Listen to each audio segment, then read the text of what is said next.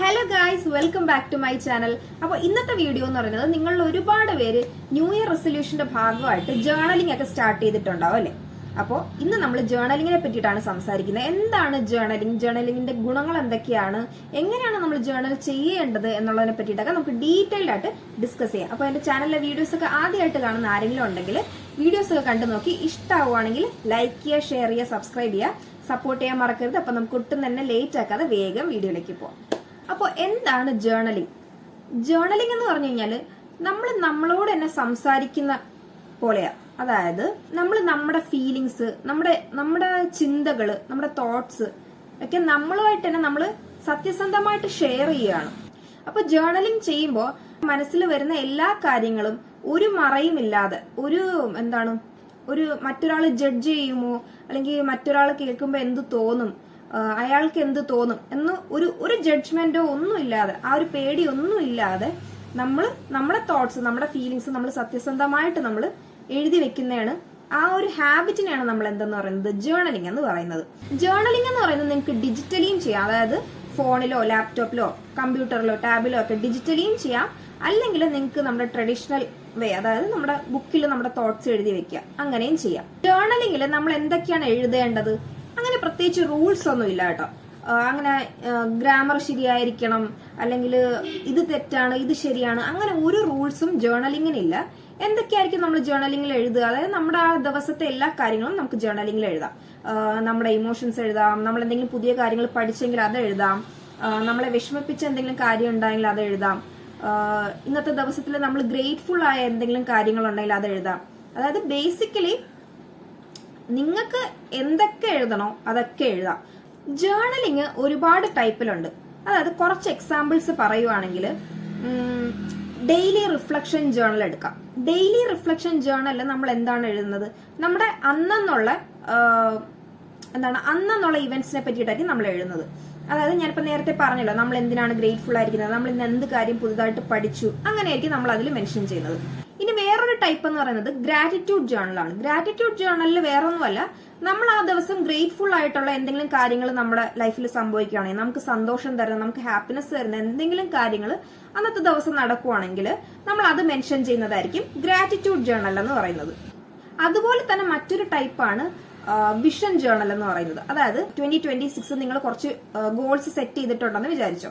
അപ്പോൾ ആ goals achieve ചെയ്യാനായിട്ട് എന്തൊക്കെ സ്റ്റെപ്സ് ആണ് എടുക്കേണ്ടത്, അതിപ്പോ ഫൈനാൻഷ്യലി ആയിക്കോട്ടെ, ഫിസിക്കലി ആയിക്കോട്ടെ, മെന്റലി ആയിക്കോട്ടെ, എന്ത് സ്റ്റെപ്സ് ആണ് നിങ്ങൾ എടുക്കേണ്ടത്, എന്തൊക്കെയാണ് അത് ചെയ്യാനായിട്ട്, അത് അച്ചീവ് ചെയ്യാനായിട്ട് വേണ്ടത്, അതൊക്കെ മെൻഷൻ ചെയ്യുന്നതാണ് എന്തെന്ന് പറയുന്നത് വിഷൻ ജേർണലിംഗ് എന്ന് പറയുന്നത്, അല്ലെങ്കിൽ ഗോൾ ജേർണൽ എന്ന് പറയുന്നത്. ചിലര് ഇതെല്ലാം ഒറ്റ ബുക്കിലായിരിക്കും മെൻഷൻ ചെയ്യുന്നത്. അതായത് ഇങ്ങനെ സെപ്പറേറ്റ് ആയിട്ട് ബുക്സ് ഒന്നും കീപ്പ് ചെയ്യാതെ ഒരു ബുക്കിലായിരിക്കും ഈ കാര്യങ്ങളെല്ലാം നോട്ട് ചെയ്യുന്നത്. അതിലും തെറ്റില്ല. അപ്പൊ നമ്മൾ എന്താണ് ജേർണലിംഗ് എന്ന് മനസ്സിലാക്കി, ജേർണലിംഗ് ഏതൊക്കെ ടൈപ്സ് ഉണ്ടെന്ന് മനസ്സിലാക്കി. ഇനി അടുത്തത് എങ്ങനെയാണ് ജേർണലിംഗ് ചെയ്യേണ്ടതെന്ന്. അപ്പോ ഇതിന് നിങ്ങൾ എങ്ങനെയാണോ ജേർണൽ ചെയ്യുന്നത് അത് ആദ്യം നിങ്ങൾ ഡിസൈഡ് ചെയ്യുക. അതായത് ഞാൻ പറഞ്ഞല്ലോ, ഡിജിറ്റൽ ജേർണലിംഗും ഉണ്ട്, നമ്മുടെ ട്രഡീഷണൽ വേ, അതായത് ബുക്കിൽ എഴുതുന്ന ജേർണലിംഗും ഉണ്ട്. നിങ്ങൾക്ക് ഏതാണോ സ്യൂട്ട് ആവുന്നത് അത് ആദ്യം നിങ്ങൾ ഡിസൈഡ് ചെയ്യുക. ഇനി അടുത്ത നമ്മൾ സെറ്റ് ചെയ്യേണ്ടത് ഇതിന്റെ ഒരു ടൈമാണ്. അതായത് ജേർണലിംഗ് ചെയ്യാൻ നിങ്ങൾ എത്ര സമയമാണ് മാറ്റിവെക്കുന്നത്. ഒരു 5-10 മിനിറ്റ്, അതിൽ കൂടുതൽ വേണ്ടി വരില്ലായിരിക്കും. നിങ്ങളുടെ ഇഷ്ടമാണ് കേട്ടോ. ഒരു കാര്യം കൂടെ ഡിസൈഡ് ചെയ്യുക. അതായത് നിങ്ങൾ ഡെയിലി രാവിലെയാണോ അതോ രാത്രിയാണോ ജേർണൽ ചെയ്യാനായിട്ട് ഇരിക്കുക എന്നുള്ളത് ആദ്യമേ ഫിക്സ് ചെയ്യുക. അതായത് ഇപ്പൊ രാവിലെയാണ് നിങ്ങൾ ജേർണലിംഗ് ചെയ്യാൻ ഡിസൈഡ് ചെയ്യുന്നതെന്ന് വെച്ചോ, അതിന്റെ ഗുണമെന്ന് പറഞ്ഞു കഴിഞ്ഞാൽ നിങ്ങൾക്ക് ബെറ്റർ ആയിട്ട് നിങ്ങളുടെ ഡേ പ്ലാൻ ചെയ്യാനായിട്ട് ഹെൽപ്പ് ചെയ്യും. അതായത് ഓക്കെ, ഈ ദിവസം എനിക്ക് ഈ കാര്യങ്ങളൊക്കെ ചെയ്ത് തീർക്കാനായിട്ടുണ്ട്, ഇതൊക്കെയാണ് എന്റെ ഗോൾസ്, അല്ലെങ്കിൽ ഇതൊക്കെയാണ് എനിക്ക് ഈ ദിവസം ചെയ്യേണ്ട കാര്യങ്ങളെന്ന് നിങ്ങൾക്ക് കുറച്ചുകൂടെ ക്ലാരിറ്റി കിട്ടും. അടുത്ത നൈറ്റ് ജേർണലിംഗ് ആണ് നിങ്ങൾ ചെയ്യുന്നതെങ്കിൽ, രാത്രിയാണ് നിങ്ങൾ ജേർണൽ ചെയ്യാൻ ഇഷ്ടപ്പെടുന്നതെങ്കിൽ, അതിന്റെ ബെനിഫിറ്റ് എന്ന് പറയുന്നത് നിങ്ങൾക്ക് അന്നത്തെ ദിവസം കുറച്ചുകൂടി റിഫ്ലക്ട് ചെയ്യാൻ പറ്റും. അതായത് ഓക്കെ, ഇന്ന് ഈ സംഭവങ്ങളൊക്കെയാണ് നടന്നത്, ഇതെനിക്ക് ഇങ്ങനെ ഹാപ്പിനെസ് തന്നു, അല്ലെങ്കിൽ ഇതെനിക്ക് ഇങ്ങനെ വിഷമങ്ങൾ തന്നു എന്നുള്ളത് റിഫ്ലക്ട് ചെയ്യാൻ പറ്റും. അന്നുണ്ടായ ഒരു ഇമോഷൻ, അതായത് ദേഷ്യമാണെങ്കിൽ ദേഷ്യം, അല്ലെങ്കിൽ ഹാപ്പിനെസ് ആണെങ്കിൽ സന്തോഷമാണെങ്കിൽ സന്തോഷം, ഇതെല്ലാം റിലീസ് ചെയ്യാനായിട്ടും സാധിക്കും. ഇങ്ങനെ എഴുതി അത് അവിടെ തന്നെ റിലീസ് ചെയ്യാനായിട്ട് നിങ്ങൾക്ക് സാധിക്കും. അതായത് നമ്മൾ പറയത്തില്ലേ എന്താണ് ഇമോഷണൽ റിലീസ് അല്ലെങ്കിൽ സ്ട്രെസ് റിലീസ് എന്നൊക്കെ പറയത്തില്ലേ, അതിന് വേണ്ടിയിട്ട് സഹായിക്കും. നിങ്ങൾക്ക് ഏത് വേണമെങ്കിലും ചൂസ് ചെയ്യാം. മോർണിംഗ് ചൂസ് ചെയ്യുമ്പോൾ ഉള്ള ഗുണങ്ങളും ഞാൻ പറഞ്ഞു, നൈറ്റ് ചൂസ് ചെയ്താലുള്ള ഗുണങ്ങൾ ഞാൻ മെൻഷൻ ചെയ്തതേ ഉള്ളൂ. അടുത്തെന്ന് പറയുന്നത് നിങ്ങൾ ഇതിനു വേണ്ടി കുറച്ച് കാം ആയിട്ടുള്ള ഒരു എൻവയോൺമെന്റ് സെലക്ട് ചെയ്യുന്നതായിരിക്കും നല്ലത്. അതായത് നിങ്ങളുടെ തോട്ട്സ് ഒക്കെ ഫ്രീ ആയിട്ട് വേറെ പുറത്ത് അധികം നോയ്സ് ഒന്നും ഇല്ലാതെ കാം ആയിട്ടൊരു എൻവയോൺമെന്റിൽ ഇരുന്ന് എഴുതാൻ പറ്റണം. അടുത്തത് എന്താണ് എഴുതേണ്ടത്? എന്തായാലും ഒരു ബിഗിനറിന് ഞാൻ സജസ്റ്റ് ചെയ്യുന്നത് നിങ്ങൾ ഇങ്ങനെ സ്റ്റാർട്ട് ചെയ്യുന്നതായിരിക്കും. അതായത് today I M feeling so and so because of എന്ന് എഴുതിയിട്ട് എന്താണോ നിങ്ങൾക്ക് ഫീൽ ചെയ്യുന്നത് ആ കാര്യം എഴുതുക. അങ്ങനെ ചെറുതായിട്ട് സ്റ്റാർട്ട് ചെയ്യുക. ആദ്യമേ എന്താണ് പറയാ, നമ്മള് കോംപ്ലക്സ് ആയിട്ട് എഴുതാൻ സ്റ്റാർട്ട് ചെയ്യാതെ, ചിലപ്പോൾ ഫസ്റ്റ് ഡേ ഒന്നും നിങ്ങൾക്ക് ഒരുപാട് എഴുതാൻ പറ്റിയെന്ന് വരത്തില്ല, 2-3 ലൈനൊക്കെ എഴുതാൻ പറ്റത്തുള്ളൂ. പക്ഷെ കുഴപ്പമില്ല. അതായത് സ്റ്റാർട്ട് ചെയ്യാം നിങ്ങൾ. പിന്നെ പതുക്കെ പതുക്കെ ഈ 2-3 ലൈൻ എന്നുള്ളത് എന്താണ് കുറച്ചുകൂടി നിങ്ങൾക്ക് ഇൻ ഡീറ്റെയിൽഡ് ആയിട്ട് എഴുതാൻ പറ്റും. ഇതൊന്നൊരു എന്താ പറയാ, ഒന്ന് ശീലമായി കഴിയുമ്പോഴേക്കും നിങ്ങൾക്ക് ആലോചിക്കേണ്ടി വരത്തില്ല. നിങ്ങളുടെ തോട്ട്സ് നിങ്ങൾ ഫ്രീ ആയിട്ട് ഒരു ഫ്ലോയിൽ അങ്ങ് എഴുതിപ്പോവും. ഞാൻ പറഞ്ഞല്ലോ ജേർണലിംഗ് അങ്ങനെ പ്രത്യേകിച്ച് റൂൾസ് ഒന്നും ഇല്ലാന്ന്. പക്ഷെ ജേർണലിംഗില് ഒരുപാട് പേര് ചെയ്യുന്ന കുറച്ച് മിസ്റ്റേക്സ് ഉണ്ട്. നമ്മൾ എന്തുകൊണ്ടാണ് ജേർണലിംഗ് ചെയ്യുന്നത്? നമ്മൾ മറ്റൊരാളോട് സംസാരിക്കാൻ അല്ലെങ്കിൽ മറ്റൊരാളോട് ഷെയർ ചെയ്യാൻ താല്പര്യമില്ലാത്ത കാര്യങ്ങൾ നമ്മൾ ജേർണൽ ചെയ്യുന്നത് എന്തുകൊണ്ടാണ്? ചിലപ്പോൾ നമ്മൾ പേടിച്ചിട്ടാവും അല്ലേ, അയ്യോ അയാൾ എന്ത് വിചാരിക്കും അല്ലെങ്കിൽ അവരെന്ത് വിചാരിക്കും, ഈ ഒരു ഫിയർ ഓഫ് ജഡ്ജ്മെന്റ് കൊണ്ടാണ് അല്ലേ. അപ്പൊ നമ്മൾ ഈ തോട്ട്സ് എഴുതുമ്പോൾ നമ്മളെ തന്നെ നമ്മൾ ജഡ്ജ് ചെയ്യില്ലേ അല്ലേ? അയ്യോ ഞാൻ ഇങ്ങനെയാണല്ലോ ചിന്തിച്ചത് അല്ലെങ്കിൽ ഞാൻ ഇങ്ങനെ ആണല്ലോ വിചാരിച്ചേ.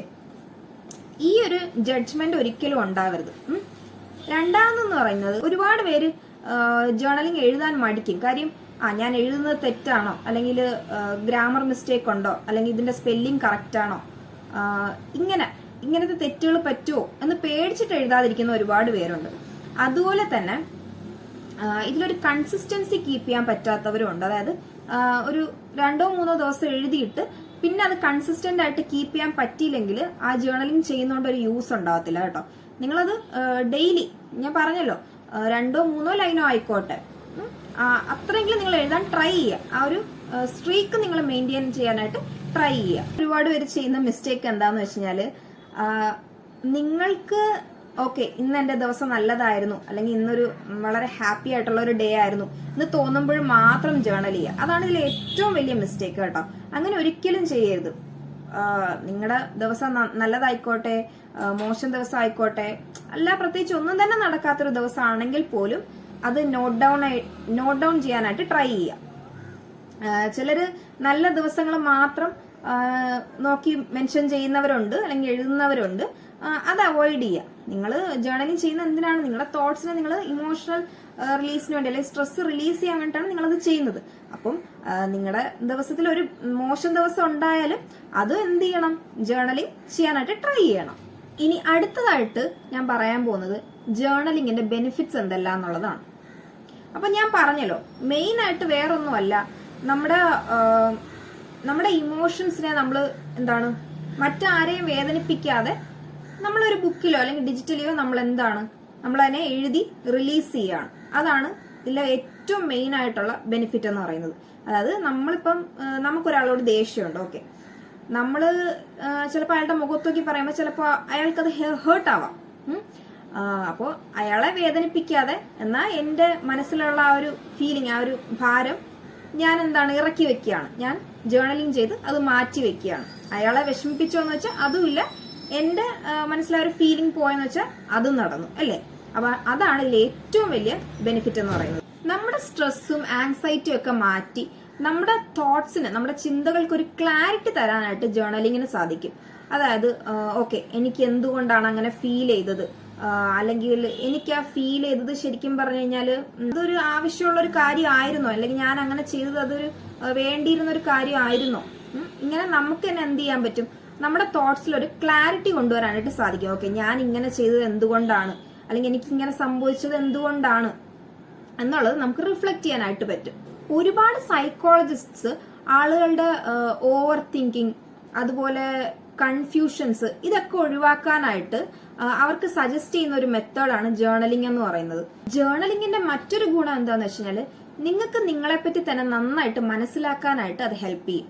നിങ്ങളുടെ സ്ട്രെങ്ത് എന്താണെന്നും നിങ്ങളുടെ വീക്ക്നെസ് എവിടെയാണെന്നും ഒക്കെ നന്നായിട്ട് നിങ്ങളെപ്പറ്റി മനസ്സിലാക്കാനായിട്ട് ഒരുപാടായിട്ട് ഹെൽപ്പ് ചെയ്യും. അതിലൂടെ നിങ്ങളുടെ കോൺഫിഡൻസിന്, അതായത് നിങ്ങളുടെ സെൽഫ് കോൺഫിഡൻസിനെ ബിൽഡ് ചെയ്യാനായിട്ടും ജേർണലിങ്ങിന് പറ്റും. നിങ്ങൾ ജേർണൽ ചെയ്യുമ്പോൾ നിങ്ങളുടെ ഡിസിഷൻ മേക്കിംഗ് സ്കിൽസും അതുപോലെ തന്നെ കോൺസെൻട്രേഷനും ഇംപ്രൂവ് ചെയ്യാനായിട്ട് അത് ഹെൽപ്പ് ചെയ്യും.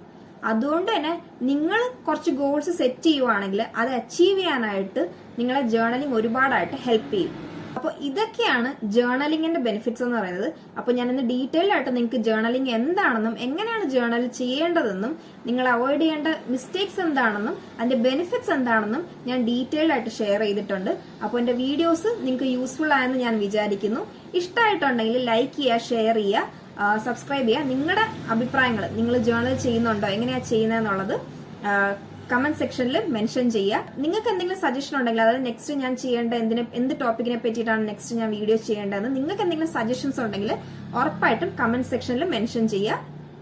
അപ്പോൾ നമുക്ക് അടുത്ത വീഡിയോയിൽ കാണാം. ബൈ.